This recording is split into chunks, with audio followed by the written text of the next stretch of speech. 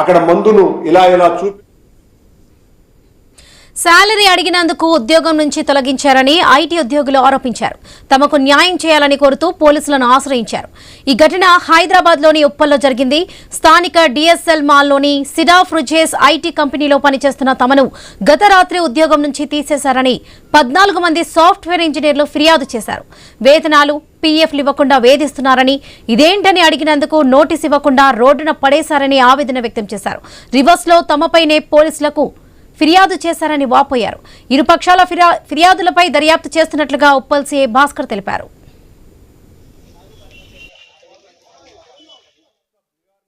నేను గత 1.5 year నుంచి నేను సిరా కన్సల్టింగ్ నుంచి వర్క్ చేస్తున్నాను. సో మాకు ఇష్యూ వచ్చేసి ఫ్రమ్ పాస్ట్ 1.5 year నేను ఇప్పుడు ఇందులో అరౌండ్ 1.5 year బ్యాక్ నేను జాయిన్ అయ్యాను. అప్పటి నుంచి ఇప్పటి వరకు నాకు కరెక్ట్ ఒక డేట్ కి మాకు శాలరీ రన్ కాలేదు. ఎప్పుడన్నా డిఫరెంట్ డేట్స్ కి మాకు శాలరీ రన్ అవుతుంది. That's enough. మాకు అరౌండ్ 7 months నుంచి మాకు ఇప్పటివరకు పిఎఫ్ రన్ కాదు. అండ్ ఇప్పుడు ఇష్యూ వచ్చేసి without any intimation, without any reason direct మాకు ఒక మెసేజ్ వచ్చింది, of your systems and get lost అని ఒక మెసేజ్ వచ్చింది. సో దేనికి వచ్చింది ఏందని మేము మేనేజ్మెంట్ని అడిగినాము. ఏం లేదు, నో రెస్పాన్స్ ఫ్రమ్ దెమ్. మాకు ఆఫర్ లెటర్లలో మాకు అందులో ఎవ్వరు మెన్షన్ చేయలేదు.